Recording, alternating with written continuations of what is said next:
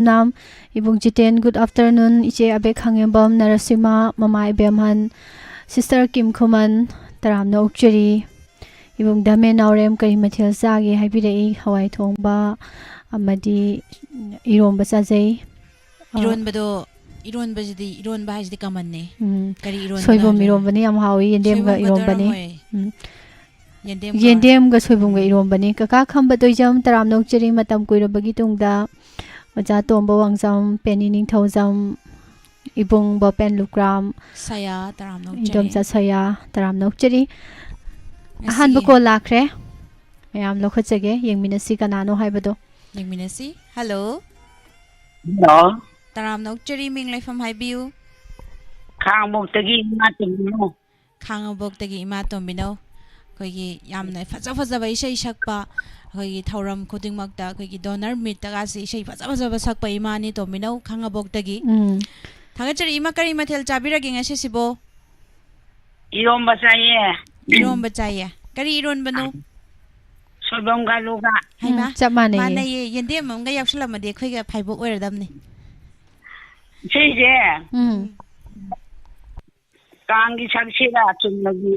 partna sakira kang manung ni na kang gi sakpana nungai dau male ma taba nungai dau male mayam se kang gi seiga to ta hi da bu kui ra ba kang gi oina ta thok sage mayam ga kang gi oina hawrage hawbiroi ma kang gi sei ai asi last speaker chu mutatte ko muthalo ngai kho aku damoni kambidamo khamoi gimani ngai kho aku damoni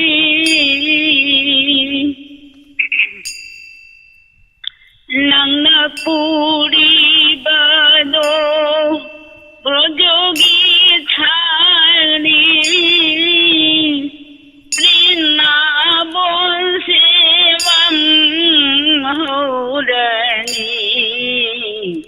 Ngai kho aku ramoni Nangna puri bado Brojogi thani Brina bon sevam hodani Ngai kho aku ramoni ikhulon nai duna haijeri bagni Angan son bi brojo upi ai khoina ngai kho agru ramoni ikhulon nai dona haijeri bagni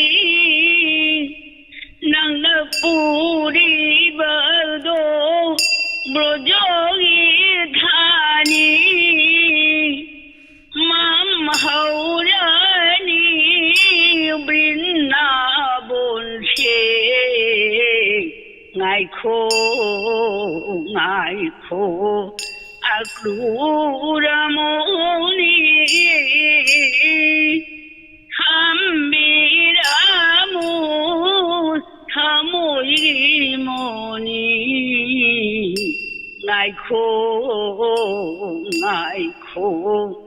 akuramoni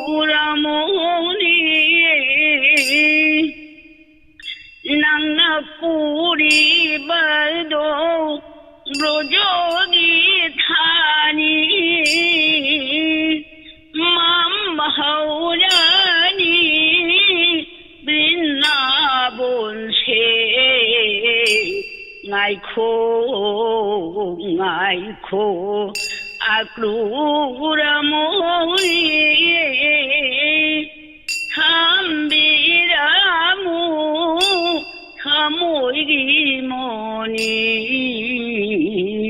ngaikho ngaikho akuramoni loichalage pushpa balo ima loichalage yam fazana ngang thokpire tabon thongna nuai gre ha tabا yam nungai je ima ꯇꯥꯕ ꯌꯥꯝ ꯅꯨꯡꯉꯥꯏ angang oirasu basop isei ga haibuduni ko se oiduisa akangi khubai se kangi khuba isei tabا yam nungai thagachari ima ima hakang amdana lerambane da lahoyani na program tawda isei do sakjauge na tawrokpani ꯍꯣꯏ thagachari ima yam nuksi baisei ima kang manung su oiri do kangi khuba isei mayamda khudol tambiramba yam nungai jai thagachari ise hobijam purnima taramna uchari oja premjit hawam ꯏꯃꯥ ꯏꯕꯦꯝꯍꯜ ꯅꯤꯡꯊꯧꯈꯣꯡꯗꯒꯤ ꯇꯔꯥꯝ ꯅꯣꯛꯆꯔꯤ ibung robat usam gortan se kanana khingino hai teng kelvi laishram ꯀꯤꯝ ꯈꯨꯃꯟ ꯇꯔꯥꯝ ꯅꯣꯛꯆꯔꯤ mama subita devi taram nokchari ꯏꯆꯦ ꯂꯂꯤꯇꯥ ꯌꯦꯡꯈꯣꯝ ꯏꯆꯦ ꯃꯕꯦꯝ jema bem thagachari pumnamak lab ta ngasigi lengsin biraklibasing nungaini sei tamina si caller singi ꯑꯍꯥꯟꯕꯗ ꯀꯥꯡꯒꯤ ꯏꯁꯩ ꯅꯍꯥꯟꯅ ꯇꯥꯈ꯭ꯔꯦꯀꯣ ꯑꯗꯣ ꯃꯊꯪ ꯇꯥꯔꯛꯄꯗꯗꯤ ꯀꯔꯝꯕ ꯏꯁꯩ ꯁꯛꯂꯛꯀꯗꯣꯏꯅꯣ ꯍꯥꯏꯕꯗꯨ ꯃꯌꯥꯝ ꯄꯨꯟꯅ ꯌꯦꯡꯃꯤꯟꯅꯁꯤ caller se lokhula kanda khangani hello hello ꯇꯔꯥꯝ ꯅꯣꯛꯆꯔꯤ ꯃꯤꯡ ꯂꯩꯐꯝ ꯍꯥꯏꯕꯤꯌꯨ mama ne no borom dagi mama jamini ima je thangto kai wai denom thamdradi yararoi call je call taw yam haigalai ima se ꯑꯗꯨꯝ ꯏꯐꯪꯗ ꯐꯪꯉꯦ ꯍꯥꯏꯔꯤꯕ ꯏꯃꯥꯅ call ꯇꯧꯔꯛꯄꯁꯦ ngahawai call phangde na masida langam bai saudo haujikan tagidreba ꯑꯗꯨꯝ ꯍꯟꯗꯛꯇꯤ ꯑꯗꯨꯝ ꯑꯇꯣꯞ ꯑꯇꯣꯞ ꯈꯨꯗꯤꯡꯒꯤ ꯐꯪꯉꯦ ꯍꯥꯏꯇꯥꯔꯦꯅꯦ ꯏꯃꯥ ꯖꯥꯃꯤꯅꯤꯁꯦ ꯃꯃꯤꯡ ꯂꯩꯔꯕ ꯏꯃꯥꯅꯤ isei jo hojik phajaba mangang thorak torabani mana kari sai sakto no ba kai isei saktui noi ma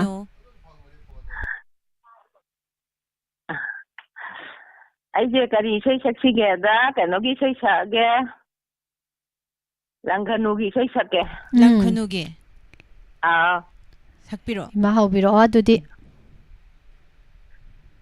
Kukru khongi langkhanu manakang lalai wairaba tera pambida kukru khongi langkhanu sing thoi ding phau thadok pi gelau manakang lalai wairaba tera pambida kukru khongi langkhanu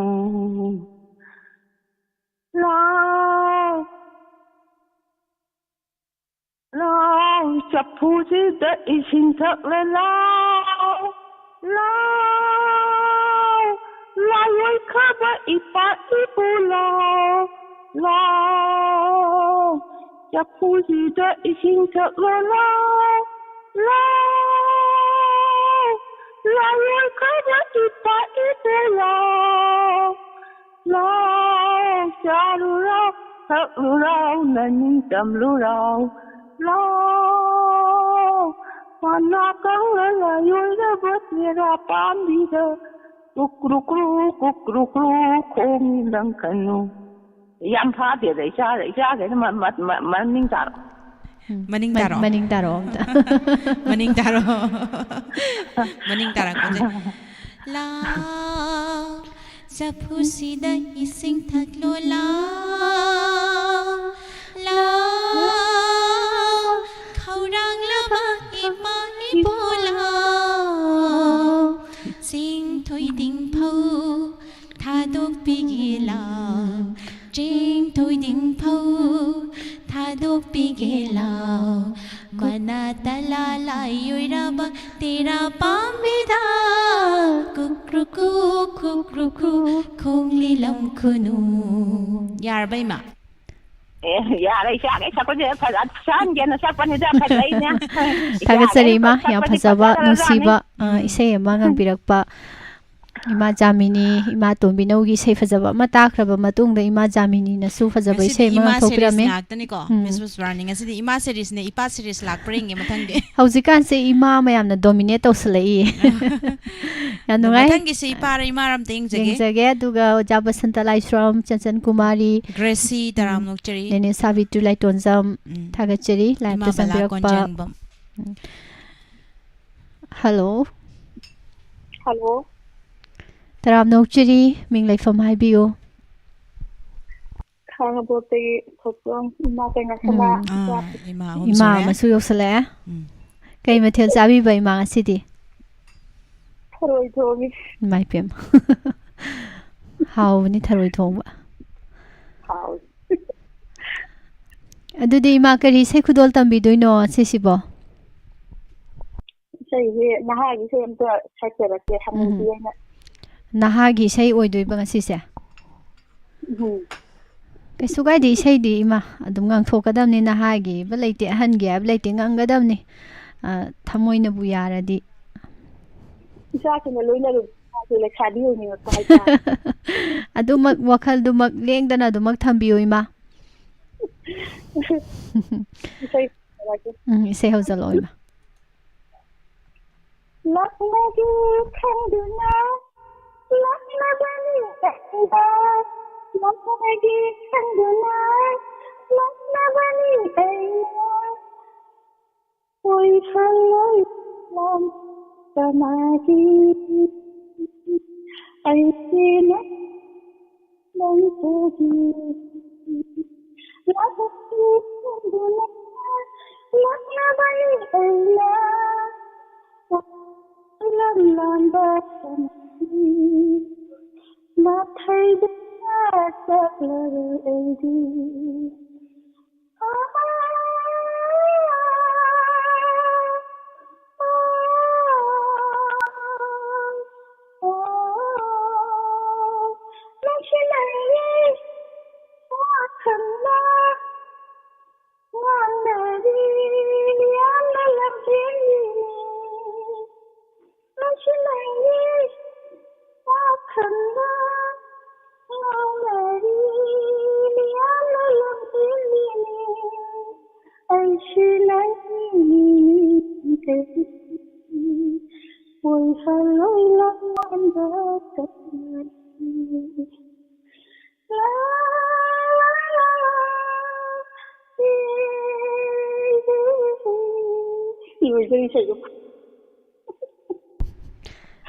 Lawyer of Roiba. I imagine Swan Brana Kalubani Solamdre. Say Jake the night harak pinio or I say.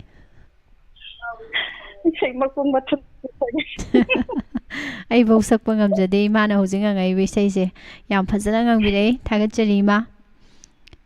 Ma Kinasna. Yam no I say, Saktoka of the my say, says mine. Wakal no I na lega dovani. Tagacheri, Imama Tangi Colada Mukung Saba Bizage. It's a Subita now Roibum, Taram Nokcheri. Babini, Koirakpam, Taram Nokcheri, Matangi Kolda, Kudong Saba Bizage. Hello. Hello. Good afternoon. Good afternoon, Miss. Ming from High Bio. Chichi will tane chingy. Hungry ying, but then a miss cooked a pibuan, the funny buan. Dao Yabado. Ado. Haibams sang. Ado ije. A tidu from one is our young yard. Ado ije hanga di ko sang ju fangram ni ngasi dem tulip thoke tarai daw ro yen nam ta Sumpangkaladi. Sumpangkaladi ko. Ngarang ju fangram ni ngasi di phang da basing da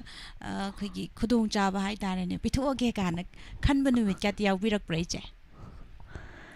Mado matang sa adam kan da khalakani. Nang tu phangmani na yenge ra kok cha thok ki bewani da. Ado ise kari mathel charage. Koi ngati sagon che ni na hawai thomi. Hawai. Ina wani de kai nang charage. Hawai amaga soibum ga yendem ga iromba amaga chai che khoi su. ꯑꯩꯈꯣꯏꯁꯨ ꯀꯥꯡꯉꯧꯒ ꯑꯗꯒꯤ ꯄꯥꯐꯔꯒ ꯇꯧꯔꯒ ꯀꯪꯉꯦ ꯑꯂꯨ ꯀꯪꯉꯦꯒ ꯇꯧꯔꯒ ꯆꯥꯔꯦ ꯌꯥꯎꯋꯦ ꯑꯩꯈꯣꯏꯁꯨ ꯄꯥꯐꯣꯔ ꯌꯥꯎꯋꯦ ꯌꯥꯎꯋꯦ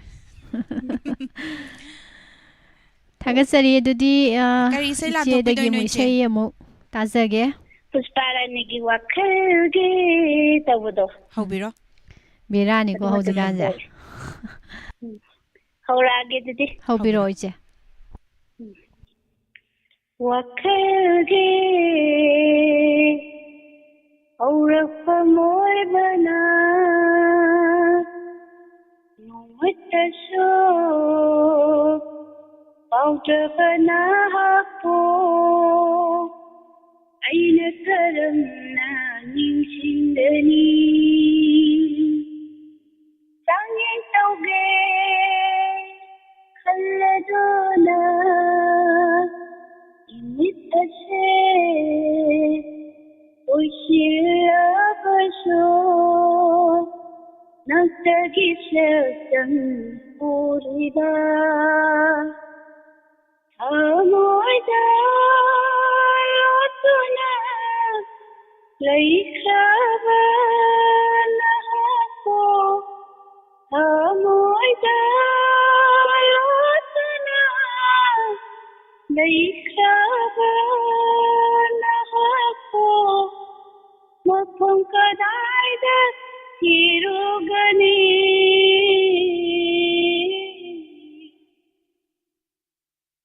tago tanikla tawalata nungdon mabimata jani uming warak jabilay sinna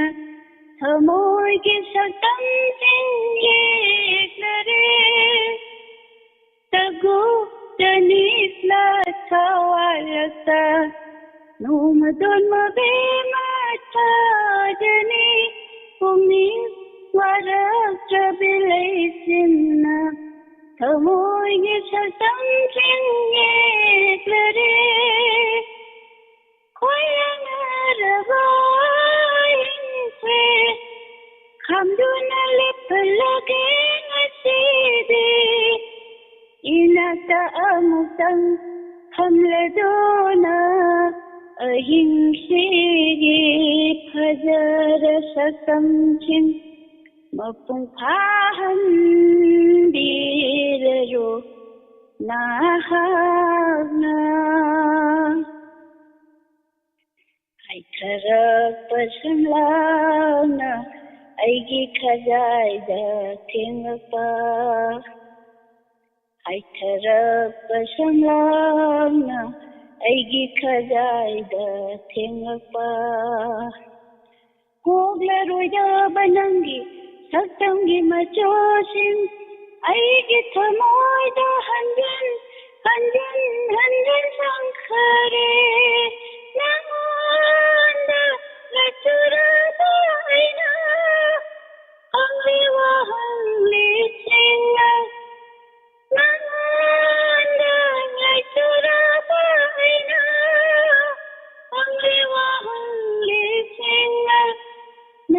Kayang pwena ngay koge wakege aurak pamoy bana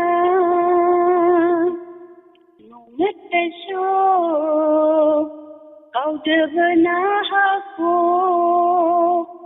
ay nakaram na ningsingani Sangin tauge kalladona imitase ushirabaso nagtagisakam puriba nagtagisakam puriba loire miss थागचरी इचेजी बोलता याम फजबे इसे ngangthokpiramba awaiba mapu hariba films dagi boniam na susakpa aduga chepusparani hoidrom na susakpa thawai ta na ngangthokpire ise na su yam yam na khubak padak khubire makhondi ta de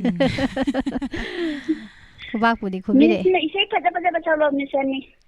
Hoi che maya marakta dum yaujarake marak marakta thetana thagasari mathangi kolda mukhong saba pijage ibung zoi marang them iche mutum promila nine rasmani taram nokchuri ibung nimai maitei thagasari Kelvin Laishram taram nokchari thangjang Monica live telebiba ibung khoirom Robindro thagasari mama sama iche mabem iche aying bi yumna Miss Nimla gi seidi mi gi macha phajabini Miss Nimla ise amta sanglo lai ama film gi palem nang bo apok pi egi di thawai oiri bi egi di thawai oiri bi haina se hobuda sanglo on haibire yam nungai jai mama dahina taram nokchari duga ibung zoi gi sahita se lahina chona paraba amitragum khoithum nei Diamond TV gi thoram sing Thaklure isu chukre isha pomba lekol sigi leinamna matau magi tamduna ngamjare isu kathokpa thamoi ichau parakle laira lekol haibire yam nungai jai phajagraba sahita ni haitare sakming phau taram nokchari good afternoon Miss Nimla gi seidi mi gi macha nuksibini hai oja tombana Ado Miss Nimla sei ma hai swab ni ngang thok piu do kuiraba sak aina dum sakti saksaraba adu kuiraba saktaba sakhidaba kuiraba isai ma khudol tamjage nuksiraba gi thawai manga kaidongoi kainagani nanga hariba isai se nuksidra mayek se khudol tamjage oja hamom nabagi isai ni khudol tamjage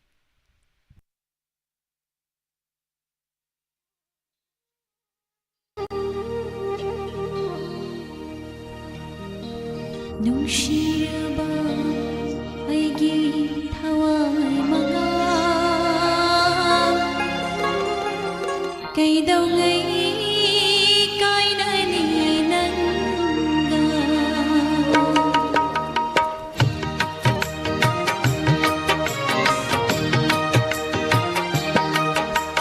Nungshiraba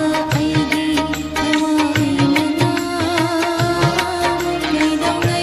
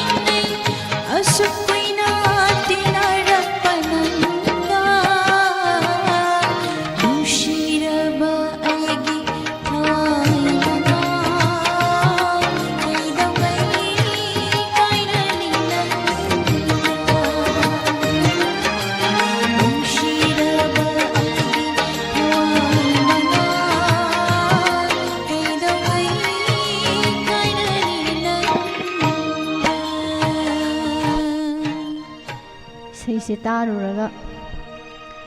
ꯁꯤꯅꯤ ꯈꯟꯕꯗꯅꯦ ꯍꯤꯡꯅꯤꯡꯗꯦ ꯑꯗꯨꯗꯤ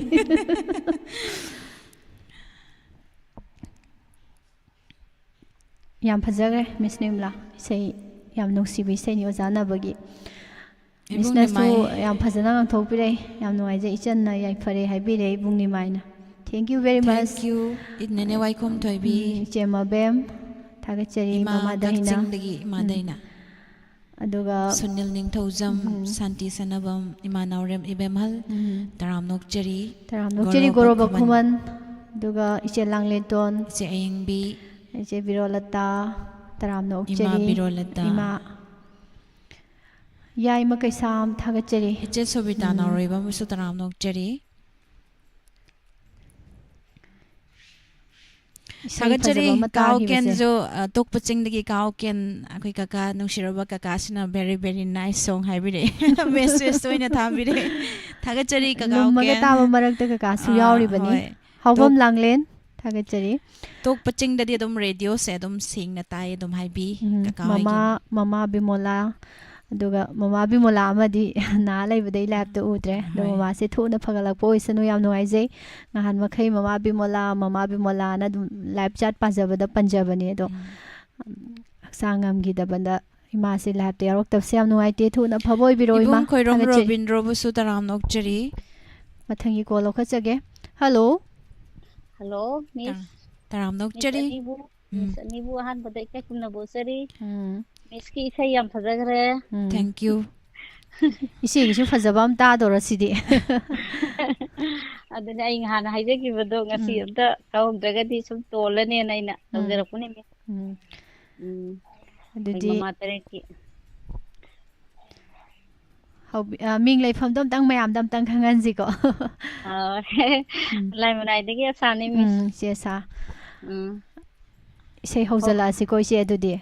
ꯍꯣꯏ ꯍꯣꯏ ꯍꯧꯖꯔꯛꯑꯒꯦ ꯃꯃꯥ ꯇꯔꯦꯠꯀꯤ ꯀꯩꯅꯣꯅ ꯁꯛꯄꯗꯣ ꯁꯨꯔꯃꯥ ꯆꯅꯨꯅ ꯎꯕꯤ ꯃꯟꯗꯦꯀꯣ ꯂꯥꯏ ꯅꯪꯁꯨ ꯎꯕꯤ ꯃꯟꯗꯦꯀꯣ ꯎꯕꯤ ꯃꯟꯗꯦꯀꯣ ꯂꯥꯏ ꯅꯪꯁꯨ ꯎꯕꯤ ꯃꯟꯗꯦꯀꯣ ꯊꯃꯣꯏꯕꯨ ꯈꯨꯇꯨꯝ ꯁꯨꯍꯜꯂꯤ ꯊꯋꯥꯏꯁꯦ ꯆꯥꯛꯅ ꯈꯥꯡꯍꯜꯂꯤ ꯊꯃꯣꯏꯁꯦ ꯈꯨꯇꯨꯝ ꯁꯨꯍꯜꯂꯤ ꯊꯋꯥꯏꯁꯦ ꯆꯥꯛꯅ ꯈꯥꯡꯍꯜꯂꯤ ꯇꯞꯊꯈꯣ ꯌꯥꯗꯦ ꯄꯨꯛꯅꯤꯡꯁꯦ ꯏꯪꯊꯈꯣ ꯌꯥꯗꯦ ꯋꯥꯈꯜꯁꯦ ꯎꯔꯨꯕꯗ ꯄꯥꯝꯖꯕ ꯁꯛꯇꯝꯁꯦ ꯎꯔꯨꯕꯗ ꯄꯥꯝꯖꯕ ꯁꯛꯇꯝꯁꯦ ꯇꯞꯅ ꯇꯞꯅ ꯐꯥꯎꯔꯛꯂꯦ ꯃꯩꯕꯨ ꯀꯨꯞꯁꯤꯟꯗꯨꯅ ꯊꯝꯕ ꯉꯝꯗꯕꯒꯨꯝ ꯇꯞꯅ ꯇꯞꯅ ꯐꯥꯎꯔꯛꯂꯦ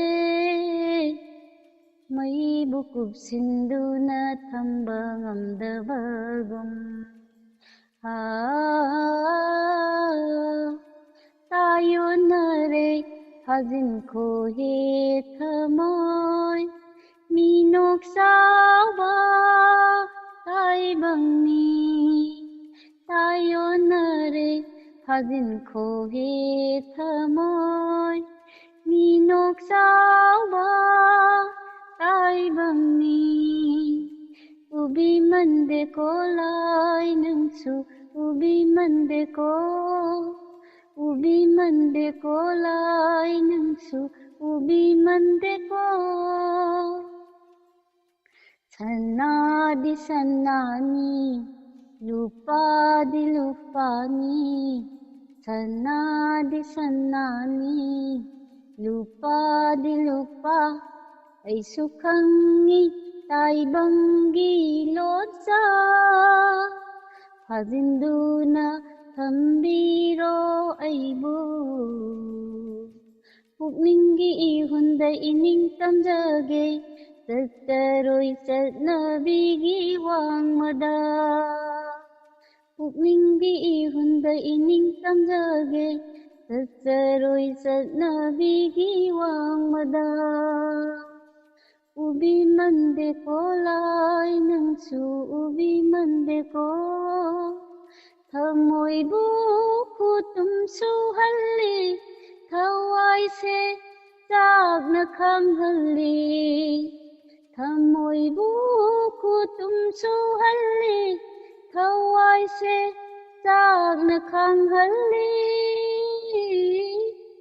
तक थको यादे पुनिंग से इन थको यादे वाखल से उरुबदा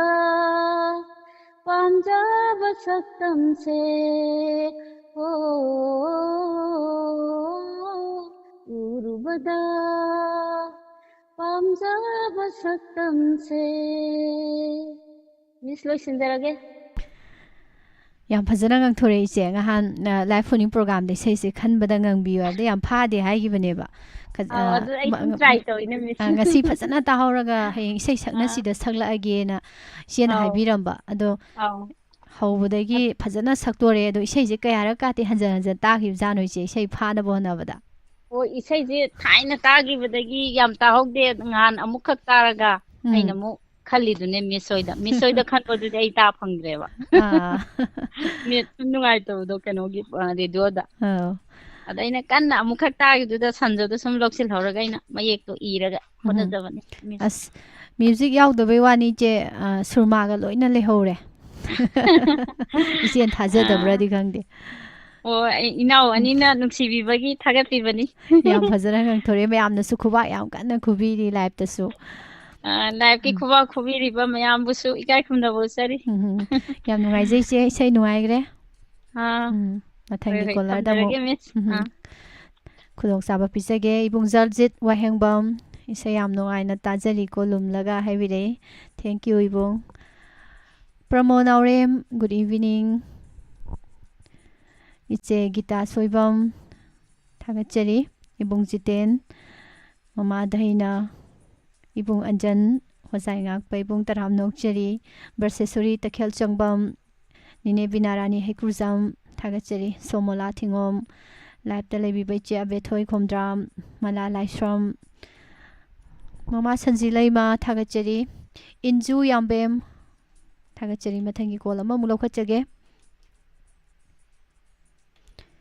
hello hello hello good evening ꯏꯆꯥꯅꯤ ꯒꯨꯗ ꯏꯚꯤꯅꯤꯡ ꯀꯨꯏꯔꯦ ꯈꯣꯟꯖꯦꯜꯁꯦ ꯇꯥꯗꯕ ꯍꯣꯏ ꯀꯣꯜꯒ ꯐꯪꯗꯦ ꯊꯕꯛꯀ ꯆꯤꯟꯕꯒ ꯉꯁꯤꯗꯤ ꯂꯥꯏꯕꯛ ꯐꯕ ꯅꯨꯃꯤꯠ ꯍꯥꯏꯗꯣ ꯑꯣꯏꯔꯦ ꯑꯃꯨꯛ ꯊꯦꯡꯅꯔꯦ ꯌꯥꯝ ꯅꯨꯡꯉꯥꯏꯖꯩ ꯏꯟꯗꯣꯝꯆꯥ ꯍꯣꯏ ꯍꯣꯏ ꯃꯌꯥꯝꯗ ꯃꯤꯡ ꯂꯩꯐꯝꯁꯨ ꯑꯝꯇꯪ ꯍꯥꯏꯕꯤꯔꯝꯃꯣ ꯑꯗꯨꯒ ꯏꯟꯗꯣꯝꯆꯥꯒꯤ ꯏꯁꯩꯁꯨ ꯑꯃꯨꯛ ꯃꯌꯥꯝꯒ ꯄꯨꯟꯅ ꯅꯨꯡꯉꯥꯏꯅ ꯇꯥꯃꯤꯟꯅꯖꯒꯦ ꯀꯛꯆꯤꯡꯗꯒꯤ ꯒꯨꯔꯨꯃꯌꯨꯝ ꯔꯠꯅ ꯂꯥꯏꯁ꯭ꯔꯝꯕꯦꯝꯃꯒꯤ ꯏꯁꯩ ꯑꯃ ꯁꯛꯆꯔꯛꯀꯦ ꯍꯣꯏ ꯍꯧꯕꯤꯔꯛꯑꯣ ꯏꯟꯗꯣꯝꯆꯥ ꯑꯗꯨꯗꯤ ꯍꯣꯏ ꯍꯧꯕꯤꯔꯛꯑꯣ ꯍꯧꯔꯒꯦ Laina lagta ahingi liklana Laina lagta ahingi liklana Tani tani khaliba Tani tani khaliba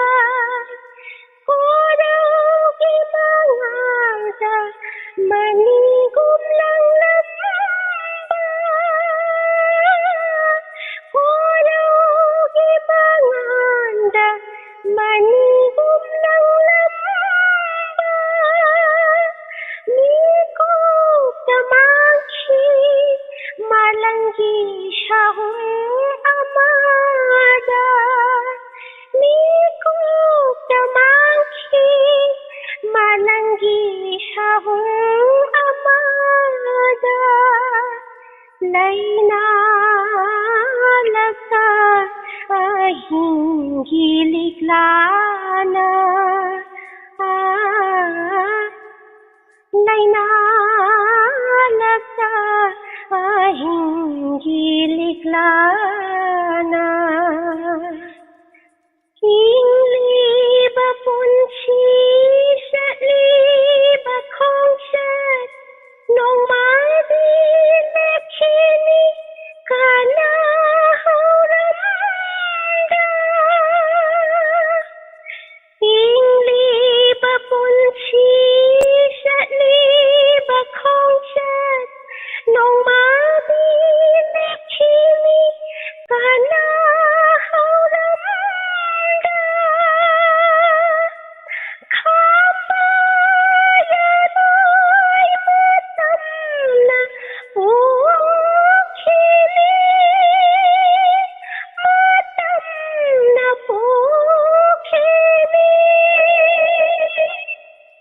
Lainalaka ahingi liklana Lainalaka ahingi liklana Ningsingdi ka na supoloy di matambo Nong madi mutchini ahingi liklahum Ningsingdi ka na supoloy di matambo Nong madi mutchini ahingi liklahum Tingkahuni kanana kanagidama Kanana kanagidama Lainalaka ahingi liklana Lainalaka ahingi liklana Tani tani khaliba Tani tani khaliba Kodang ki manganda manigum ng lamba Kodang ki manganda manigum ng lamba Niko tamangki malanggi sahum amada Niko tamangki malanggi sahum amada Niko tamangki malanggi sahum amada Loishinjare Thagachari idom saran ratna yam phajana dum sakpi ba isai ngau bu yam yaw re indom zai isai sida ibung ka sar na haije indom zai khonjel jeng hangai ta ki da bodong na ga tawe ibung ka sar je miss Ai khonjendo bera khara karure adu ngasi ngarang di kitang nungai re bako isai si jo aina yam ju ngaujaba isai hoiba adu ngasi di khajang makalam na sakpa phang yam nungai je live ta ga yaw ba ibung ibung sarat songtham ka sar do indom za khangi go nungti kana haiba ibung sarat chongtham ka sargi do khangi khangi isai yam phajana sakpi khre yam phajai haibiyu ba amta nungti gi salo hayo ngangai ta da jani ibung se aw ado nungti gi di ibung ka sar sei sakna si thamde ada tai Thagachari la sa ta thagapirakwa thagachari sum hak nok sen tawni dom jai sai yam phajagre yam phajana ngang bi ama mir na jong yam singi khanau tatro tattabaini ne singi je bi ama mir natro dane asing wei sai wei toi wahang dugi mahuta khubak macam tang patak drak na khubira yam nungai dawni thank you isai khanau tattadana sakpa loidana wari bawda phanam kuire sanari se hoy ima Prabhavati likmabam thagachari nine Helen live ta sangbiak pa marjia Thongamba Ningthaujam Nene Somola Samura Latpam Thagachari Ise Subita Hizam Mathangi kola mulo khachage. Hello. Hello, Miss. Miss Anibu Khomsari. Taram Nokchari. Thagachari Minglai Fam Habiyo. Kaktingdagi sama, Mama Samane. Ma sama kari mathel sabirage ngasisibo. Masidi kana tawi kangsoy na tare. Kangsoy ju ahaw mathel ni chamba. Ado kari seilan thokpidoy ni ma. Thongang Lakshmi say amta matau tamaga sakchake. Hoy. Che Thongang Lakshmi gi fazaraba maming leraba isai miyam ama lairi. Lay. Karamba isai no imana thalak tuise hangaroge ngangakpado intarage. Sakchake. Hawiro. Sikla basinyagi panel makhada khang hauda pa ingagi no sikla basinyagi panel makhada khang hauda pa ingagi no thokminari ngai ai khoyani samamnari ngai samlabi wakhana phamki thamoida saitheng hama phamki thamoida saitheng hama Sikla bachinyagi panel makhada khang hauda pa ingagi no una usinadi upalsu yingsinadi turesu una usinadi upalsu yingsinadi turesu pangal tuktibi upai lekhide ito mata wajki ithanata kapsaki sikla basinyagi panel makhada khang hauda pa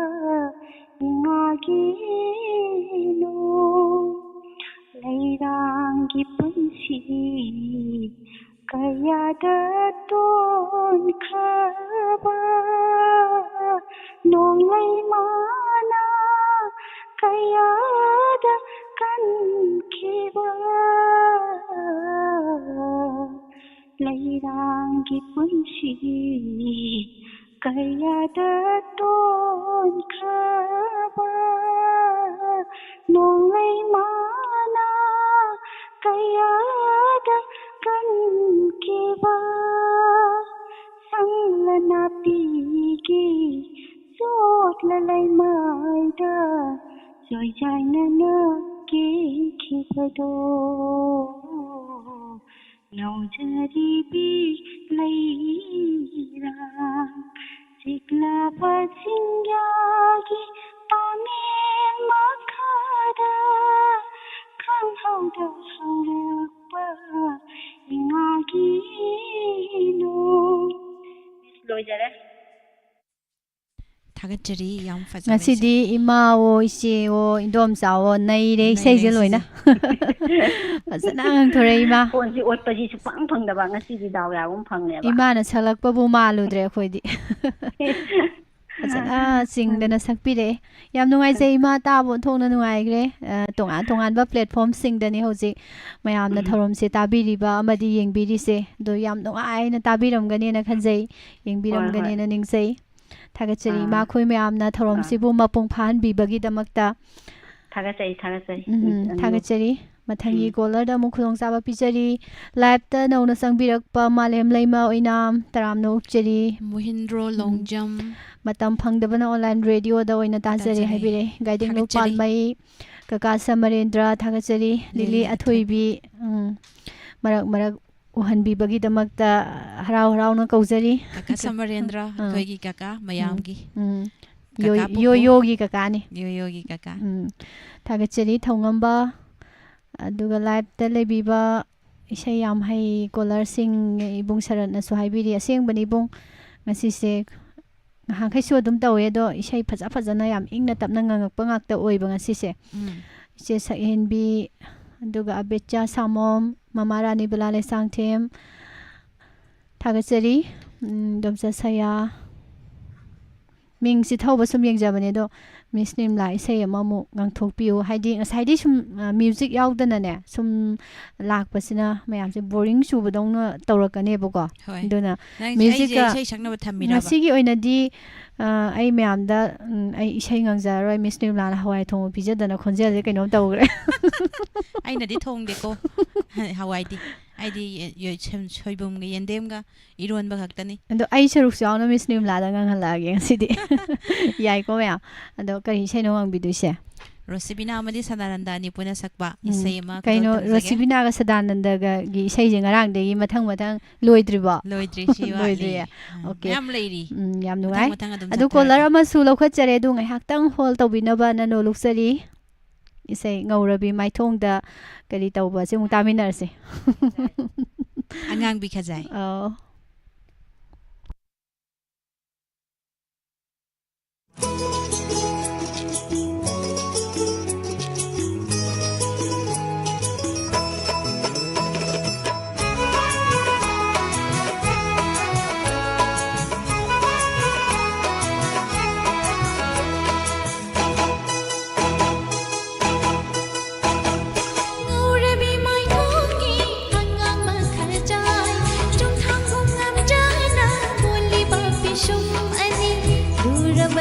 ꯗꯒꯤ ꯍꯦꯜꯂꯤꯕꯤ ꯅꯪꯒꯤ ꯃꯤꯁꯅ ꯍꯅꯤꯅ ꯂꯣꯅ ꯆꯨꯃꯤꯟ ꯌꯦꯡꯂꯛꯄꯗꯤ ꯀꯔꯤ ꯄꯥꯎꯈꯣꯡꯅꯣ ꯆꯜꯂꯤꯕ ꯃꯤꯉꯣꯜꯂꯣꯏꯕꯤꯒꯤ ꯅꯅꯥꯠꯅꯤ ꯂꯣꯅ ꯇꯨꯃꯤꯟ ꯌꯦꯡꯖꯕ ꯋꯥꯍꯪꯁꯨ ꯍꯪꯖꯈꯤꯗꯦ ꯄꯥꯎꯈꯣꯡꯁꯨ ꯆꯟꯖꯈꯤꯗꯦ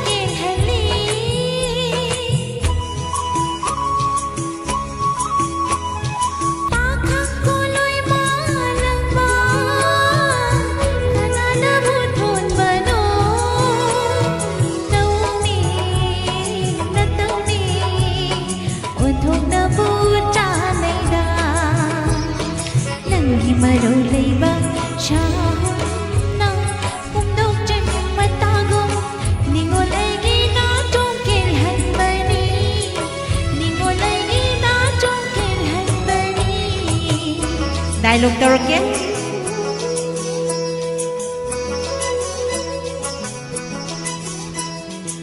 मिट उशलो कहीं हागे ई करेगी तलेसु फरे दुदी नुजानगी नकादा अमुक हना येला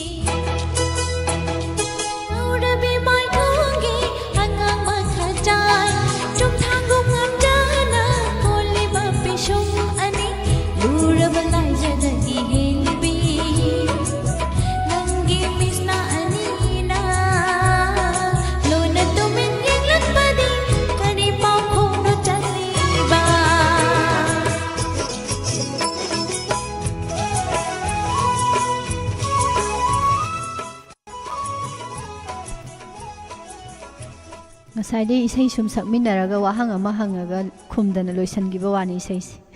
Kari wahang no. Hangi dudi kari pakono salibana. Khuma khidredana makhado la khidredana. Aw. Isai jimuna tadra. Yam tai. Duni. Na singbagi sukana balai na singbagi sukat mangza balai. Urasu yengdradi udabani ko. Aigi mangda layrasu yengjandradi udabani. Aduga aigi nakong mayada ngangasu ina tasandradi tadabani. Sijima mayam chumi chumde amta haibiro. Aigi naton sumangsi kaidong nungdan mingchen yengdadi udram. Chumamba ya edusu aidi laydana hairaibnina. PS sumila. Taram noksari. Purisham bakchai. Thamoy hubi misne balobasina.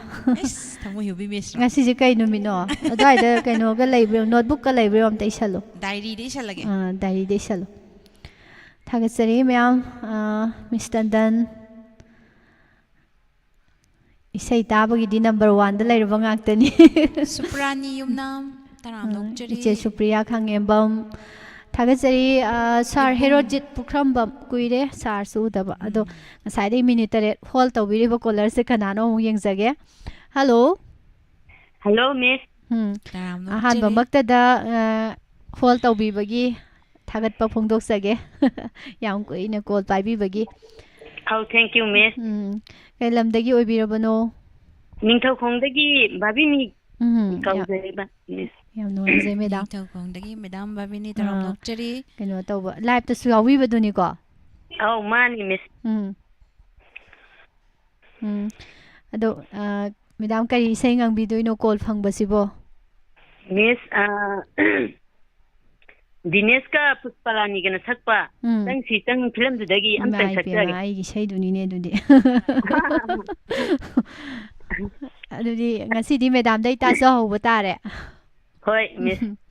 Thazabra yengaseka. Hoi. Hauzarage. Himliba punsi se nungsiba gidamagni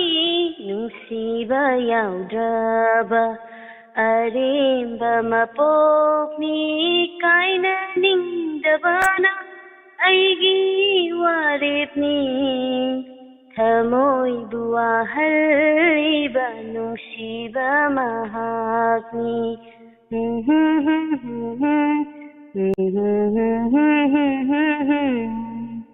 Hingliba punsi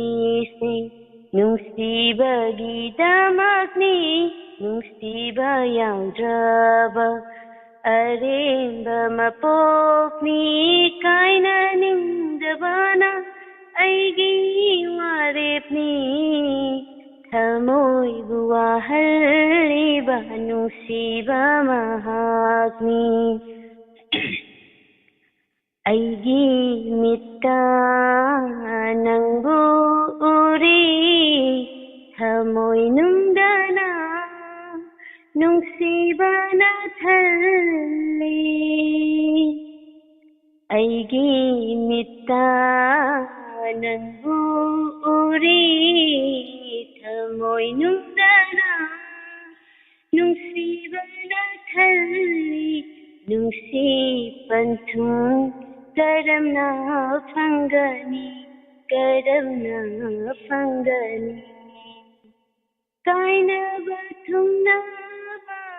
ꯇꯥꯏꯕꯪ ꯈꯣꯡꯆꯠꯅꯤ ꯍꯤꯡꯂꯤꯕ ꯄꯨꯟꯁꯤꯁꯦ ꯍꯤꯡꯂꯤꯕ ꯄꯨꯟꯁꯤꯁꯦ ꯅꯨꯡꯁꯤꯕꯒꯤꯗꯃꯛꯅꯤ ꯅꯨꯡꯁꯤꯕ ꯌꯥꯎꯗ꯭ꯔꯕ ꯑꯔꯦꯝꯕ ꯃꯄꯣꯛꯅꯤ ꯅꯪꯒꯤꯗꯃꯛ ꯂꯦꯡꯗꯅ ꯂꯩꯔꯤ ꯊꯃꯣꯏ ꯑꯁꯤꯅ ꯅꯨꯡꯁꯤ ꯅꯪꯕꯨ ꯉꯥꯏꯔꯤ ꯅꯪꯒꯤꯗꯃꯛ ꯂꯦꯡꯗꯅ ꯂꯩꯔꯤ ꯊꯃꯣꯏ ꯑꯁꯤꯅ ꯅꯨꯡꯁꯤ ꯅꯪꯕꯨ ꯉꯥꯏꯔꯤ ꯅꯪꯕꯨ ꯑꯩꯅ करुणा फंगनी करुणा फंगनी अरे पाइतबा पुंसी खोंचनी हिंगलीबा पुंसी से हिंगलीबा पुंसी से ꯅꯨꯡꯁꯤꯕꯒꯤꯗꯃꯛꯅꯤ ꯅꯨꯡꯁꯤꯕ ꯌꯥꯎꯗ꯭ꯔꯕ ꯑꯔꯦꯝꯕ ꯃꯄꯣꯛꯅꯤ ꯀꯥꯏꯅꯅꯤꯡꯗꯕꯅ ꯑꯩꯒꯤ ꯋꯥꯔꯦꯞꯅꯤ ꯊꯃꯣꯏꯕꯨ ꯋꯥꯍꯜꯂꯤꯕ ꯅꯨꯡꯁꯤꯕ ꯅꯍꯥꯛꯅꯤ ꯊꯃꯣꯏꯕꯨ ꯋꯥꯍꯜꯂꯤꯕ ꯅꯨꯡꯁꯤꯕ ꯅꯍꯥꯛ ꯃꯤꯁ ꯂꯣꯏꯖꯔꯒꯦ थागतचरी इसे हाइजे दुमाय सक्तौनी मेडम फजब्रो मिस फजैये थैंक यू मिस थागतचरी इसे फजबा इसे ने दो फजना ngang याम नुंगाय ओके लिली अथोइबिना को मणिपुर गी अफाव सिंगर सिंग दी स्वाइद लोय लेरमले हाइरी का लिली ना कैदौरिबा होजिफो हौजिक दग लिली ना कैदौरिगे बा कैदौरिगे होजे अफाव दुगी मनुंग द चनिंगद्रि सि करिगिनोबा थबक सिले हारखिनि ngak लेरगा याम हंगजलुनो नेने वाइकम थोइबि से आई सना संगदबगिने खंगदबगिने सिद लोरे नत्रा से सना से आई उबगा की जाइए आई द अकीब करी पक्षानो बा आई माइथोंग सिदा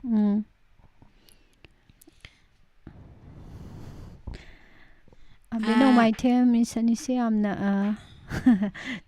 थागतचरी याम थीए हाबिरक थागतचरी हेलो नेने Helen hello good evening miss अनि गुड इवनिंग तराम नोकचरी फोन जे ngasai ju talam me miss ani na paikhat piraktraba इमाइ पेमा वा ngangi ngai do करम बतंजा द ओइदुइनो नती पाइ दि लोइ पाइखले लाकपगै पाइखतखि ngasai khadang thada be matam am yaugibdo adi matam dane isai samdai gi du hoi isai samdai da तौबने हाइदि मिचे मखाद यंगदद्रदि Ude हाइतारे mobile ji हाइना अखोइगी call लाखो जी हाइना सोंद high नोखलगा चाट यें कांदा ngai कांदा हाइदि रिंगटोल जे लोइबो खिंगदब जे एकते यावे अदु याम नुआइ जरे हौजिक ngasai पाइ हौदरजो हौजिक मु फंगे लाइबक फबा दु चिंगे आउ मिस दु करि सेंगां थोकपिदुइनो खुजिन ममी फिल्म की सोरी सेंजम की मत होंद तम जरके मिस माय ताहि दबु कुइरबे सैनी ने तुइसे आइबु नुसीब तंबीरिबो यारे हाउबिरो हाउरगे को दि मी हाउबिरो आइबु नुसीब तंबीरिबा लोन तोक्तवा सतमी नहाकी नोक्लिबा नीलोक्ता कनाउना हले आइबु मफम खंदा आइबु नुसीबा तंबीरिबा लोन तोक्तवा सता nahaki nokliba ninokta kakngawna haleibu mafam khangda achikpa insu loi khare toklamba thajasu khare achikpa insu loi khare toklamba thajasu tangkhare adubu taduna leihaure nakongshida pamubi nangi wahaising pamubi nangi wahaising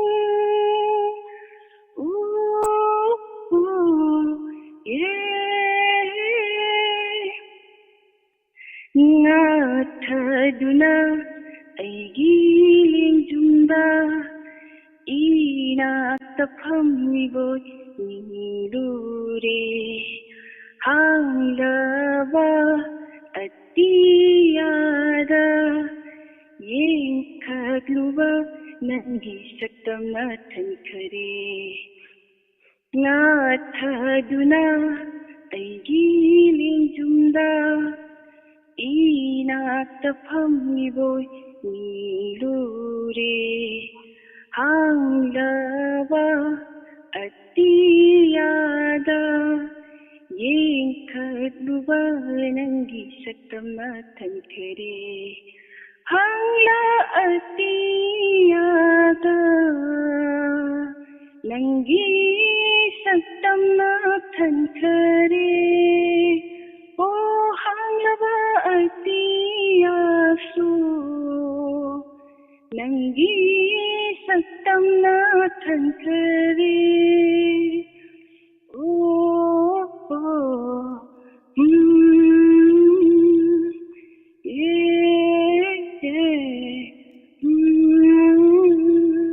aibu nusibatamdiriba lon thokjaba saktamni nahaki nokliba ninokta kakngawna haleibu mafam khangda aibu nusibatamdiriba lon thokjaba saktamni nahaki nokliba ninokta kakngawna haleibu mafam khangda loisalage miss थागेचरी इसेजिदि मेदामना सामबना हेना फजदौ जानिनि सोरिना सक्तबिदा होय या फजदा यकार वकार गमता चिथादना गांग थोरेबा या नोजे अतांगबो कोलरनि हाय तारेको सिमाइना खरा नौतक तौबो इसेइदगा ngangakpa se yam tangna thui hai tare yam nungai je isai je yam nungai ta he ado medam khata sakpa na te aiju sai manungda thagachari ado medam ki lam se kari hai ba kuikap tegi monica thagachari mathangi kolar da mukhudong saba pijage nirmala wahengbam ima oibra kenom oigum tawni sum lapna ki object kawi hai tare duga ise sarani kon thaujam taramno ukchari ibung roba torei film gi ngawi nusiba se ngawi asfajabi sai ne ngawi nusiba se ngawi sidi torei film gi nattaba mali ko kaino gi ni kaino kawra gi film gi tumdana mangmangi nangi wakhal khalli tumdana mangmangi ngawi nusiba se ngawi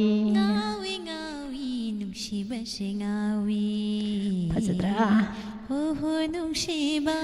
nungsiba nangna karigino ne ngawhalliba laibok phai ibung robat se isai m khalak paga ngang thorok pana hali chat phau iba loidringai da natra thank you aduga ꯂꯥꯏꯞꯇ ꯅꯧꯅ ꯆꯪꯕꯤꯔꯛꯄ ꯀꯅꯥꯝ ꯌꯥꯎꯔꯝꯗ꯭ꯔꯦ ꯁꯤꯡꯈꯩ ꯊꯥꯒꯠꯆꯔꯤ ꯀꯅꯥꯝ ꯌꯥꯎꯔꯝꯗ꯭ꯔꯦ ꯌꯦꯡꯗꯤ ꯌꯦꯡꯕꯅꯤ Ibung Anjan ꯊꯥꯒꯠꯆꯔꯤ ꯑꯗꯨꯗꯤ ꯃꯊꯪꯒꯤ ꯀꯣꯜ ꯑꯃꯃꯨꯛ ꯂꯧꯈꯠꯆꯒꯦ ꯍꯜꯂꯣ ꯍꯜꯂꯣ ꯏꯅꯥꯎ ꯊꯣꯏꯕꯤ ꯑꯅꯤ ꯏꯆꯦꯅ ꯏꯀꯥꯏ ꯈꯨꯝꯅꯖꯔꯤ ꯑꯁ ꯏꯆꯦ ꯃꯕꯦꯝꯅꯤꯅ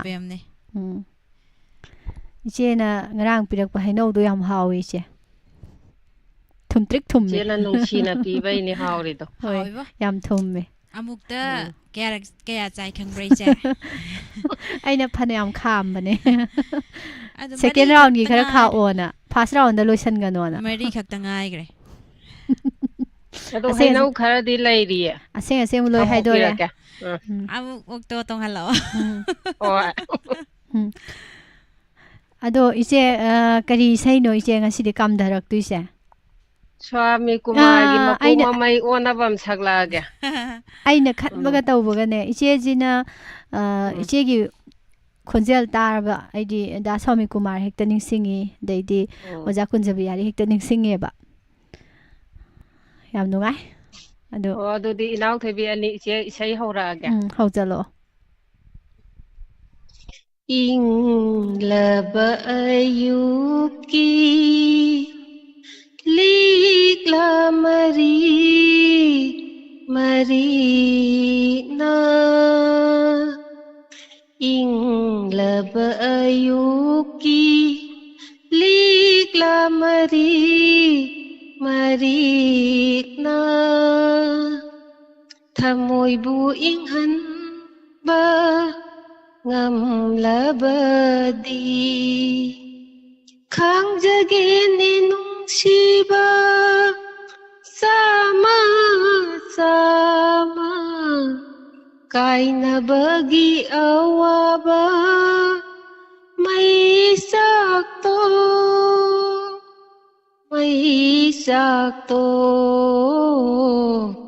ꯏꯪꯂꯕ ꯑꯌꯨꯛꯀꯤ ꯂꯤꯛꯂꯥꯃꯔꯤ ꯃꯔꯤꯅ ꯃꯔꯤ ꯂꯩꯅꯩ ꯍꯥꯏꯅꯩ ꯃꯔꯤ ꯂꯩꯅꯩ ꯍꯥꯏꯅꯩ ꯅꯨꯡꯁꯤꯕ ꯑꯄꯥꯝꯕ ꯀꯜꯂꯛꯄ ꯊꯃꯣꯏ ꯑꯃꯇꯒꯤ ꯍꯧꯔꯛꯐꯝꯅꯤ ꯄꯨꯝꯅꯃꯛ ꯀꯅꯥꯅ ꯋꯥꯔꯧꯔꯤ ꯄꯟꯊꯨꯡꯒꯤ ꯑꯁꯥ ꯀꯥꯏꯕꯗ ꯀꯅꯥꯅ ꯅꯣꯛꯂꯤ ꯅꯤꯡꯖꯕ ꯄꯪꯈꯩ ꯐꯪꯕꯒꯤ ꯍꯨꯝꯗꯨꯅ ꯄꯨꯔꯤ प्रेमी प्रेमिका कया चतबीगी नोंगलैना चतबीगी नोंगलैना इंग्लब अयुकी लिक्लामरी Marina mahausaनि nongdulgi apaiba leicilna ngangranabi nongjabigi saktam onkiba mahausaani nongdulgi apaiba leicilna ngangranabi nongjabigi saktam onkiba kanana warauhi panthungi asa kaibada kanana nogli ningjaba pangkhai phangbagi humduna puri premi premika kaya satnabigi nonglaina satnabigi nonglaina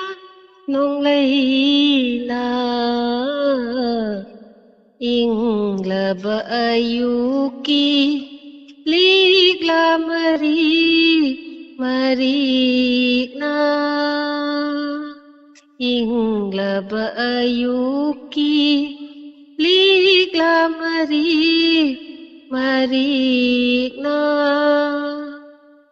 hello इसे यम फजना तारीङꯩꯁꯤꯗ लोइरेगा हाइदन hello हाइजलक्पसे खुबम खंगदेबो इसेदु लानग्रबा खंगदेने लानगे लानजनुदै इचे फजरा लोइरे कदौरगे असम फजरासिदि असम फजरासिदबु करिगी लानबगा अमता उद्रे होइदि ओ याम नुंगाइजरे अदुदि थागतसरी इचे स्वामी कुमारगी फजाबा इसेनि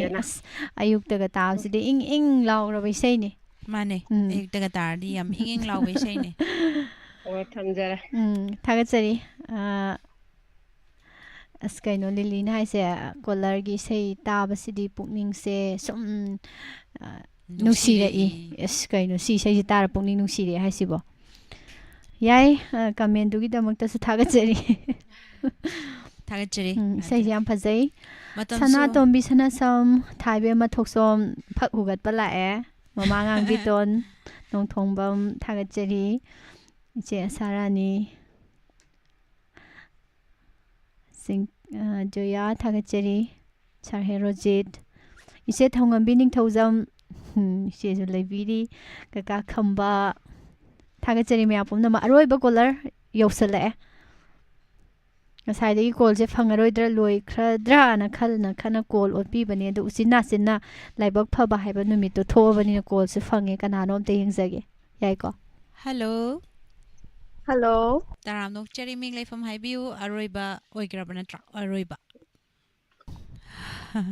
ओइजरे टॉपतगी कना ओरमदोइ माले से थौंगंबीने खंगजरे ngरang dei phangde haraga amunga se muksu phangjalakpanebako ngasi ji daw yenge na tawud ngasi chatlaw ise gi daw je loisilakpa daw da lei ise gi si daw si live phoning program oirasu daw de dum khaga leiba jani hoi hoi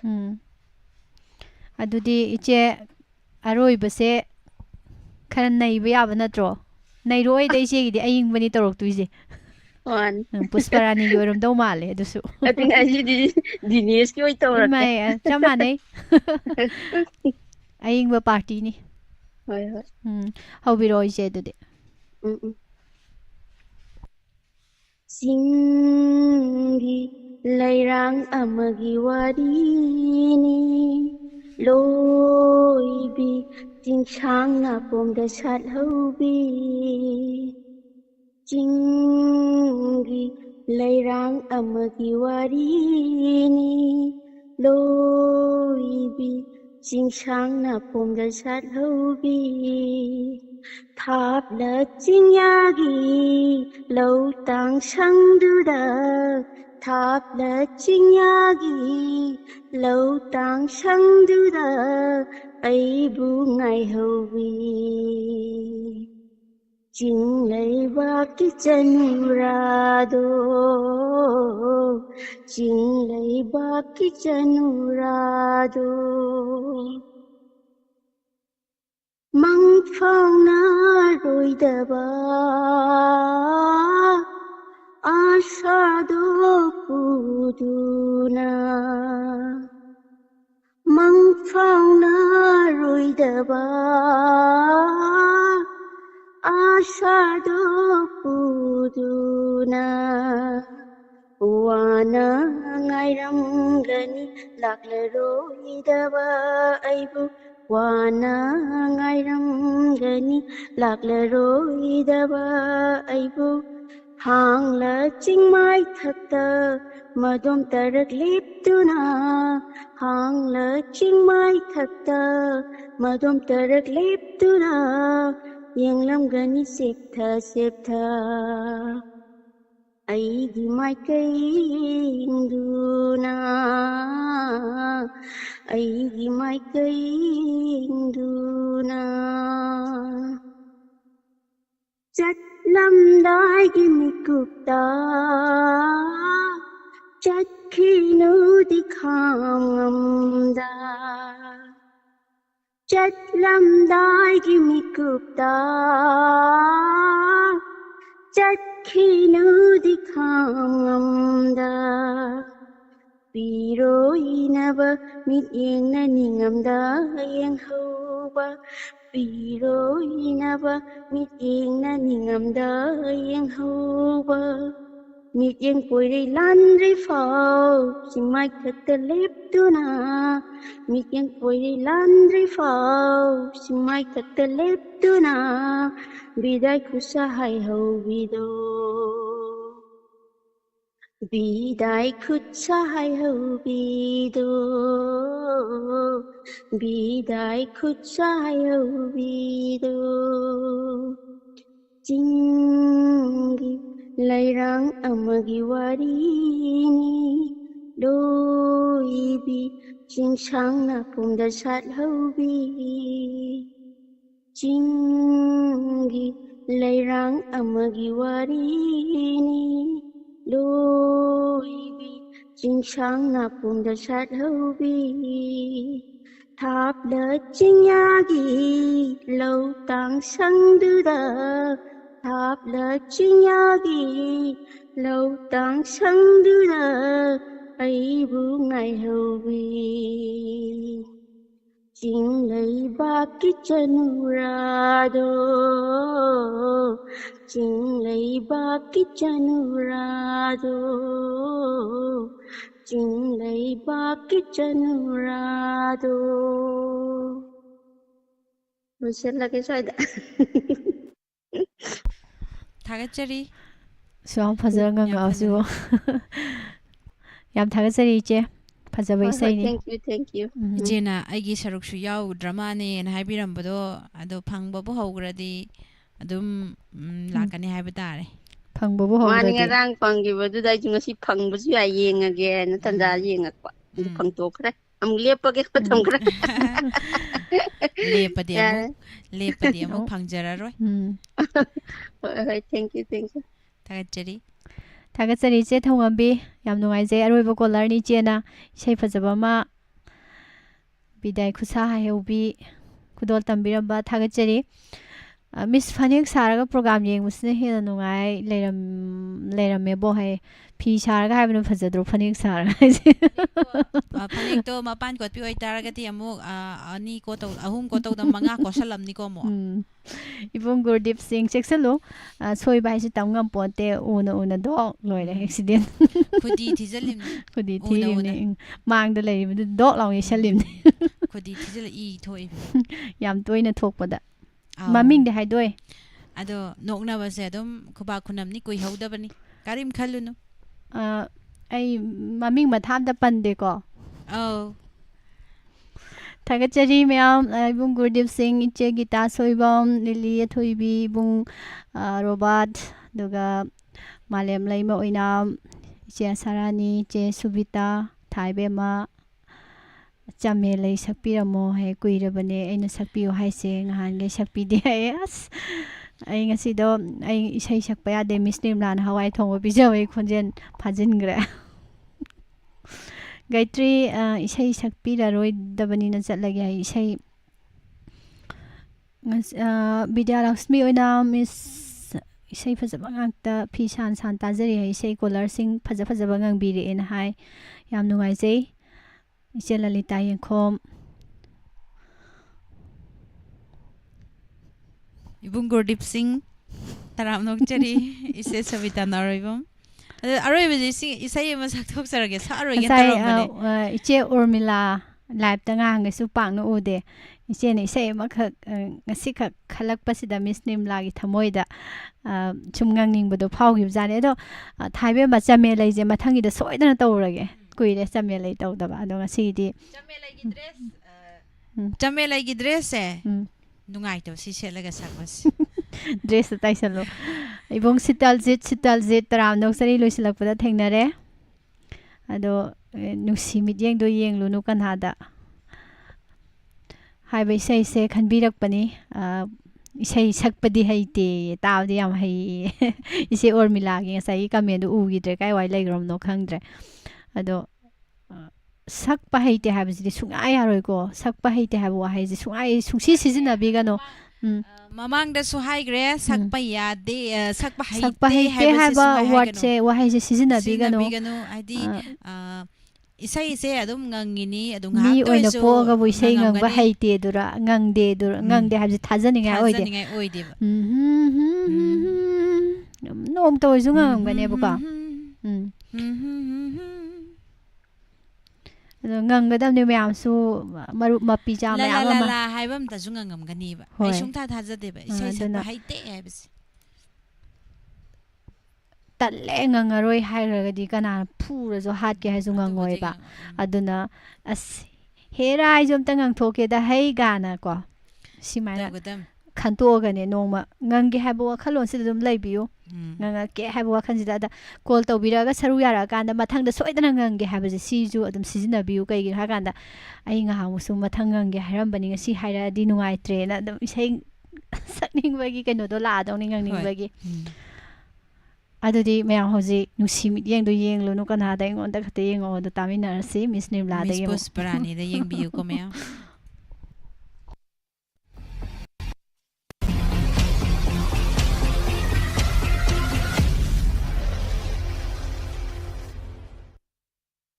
isai tangkhai ka sak piu ko ai yeng bi ra ngamjaroi mai ngamjaroi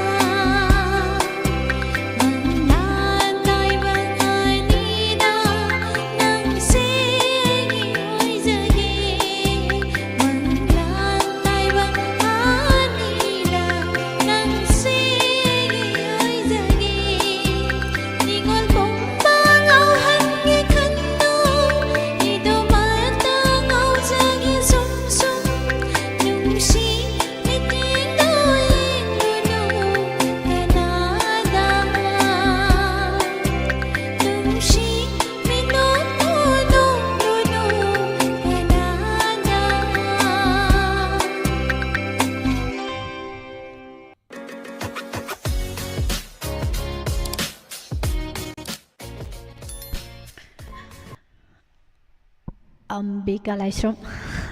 Ambika Laishram Ongbi Ambika. Laishram Ongbi. Thagachari iche mabem kaka Samarendra. Nene Helen. Kuba yam kanna kurize. Nene Helen. Nene Helen. Iche yam phajai mamogi haibire yam nuaijai mamangang biton. Iche Asarani thagachari. Ibung Robert kaidoino ibung ise. Kari ibung ki kaino se emoji se mamit loi de kongreng malure. Hen thoi ba dharam nokchari. Thagachari aigi Miss Nuksibi haisi. Thagachari Toizam Sobajit dharam nokchari. Thagachari Nanda Kumar Konsam.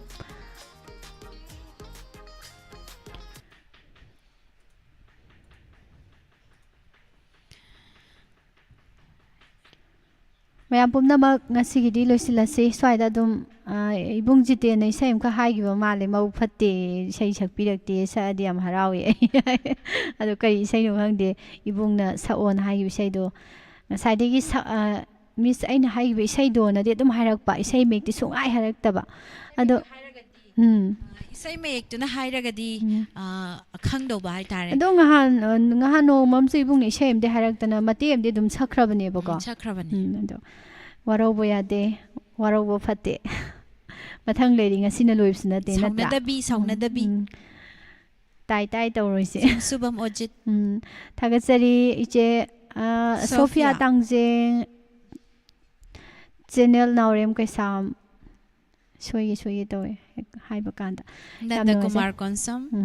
ngasigi loisinjage mayamna mapung phan bi bai sei sakna si thorom duga ngasigi kolar khudingmak isai yam phajana ngang birae hawbadagi loiwa wa adum saisakpidagi tadana adum ngang birae haitare hana thagachari phangauda sing ninghana ba sungtau tawbigano mathang adum leptana dumak leijari program sing isai khanbiu isai ngangthokpiu talent tawbiu sagi haijaba share tawbiu khudingmak punna ngahak awaba pothamina si haidana thamjari ado ngasigidi idom saya loisilasi ibung kasar Gayatri Heirom warauboya de sawboya de mathang program date kaya dano haibirami haibire mathang program se ngasi sagol sen oikre aduga hayeng silai phone program aduga kaino da Tuesday da tar Tuesday numit lebau pa numit isai sakna si program leijare sigi mathang tarakpadi talent han singi thoram live phoning program loi mathang leigre mayam loisilasi ko thagachari mayam pumna mangase haubadagina loi phaw miyeng tabiriba amadi tongan ba platform singda tabiriba miyeng tabiriba pumna mak thagatba phongdok sari makha tarakpa thoramda sumang lagi dialogue amuk taminasi pumna makpu loisilakpada Nirmala Thangjam amadi Pusparani Laisromanina khurumjari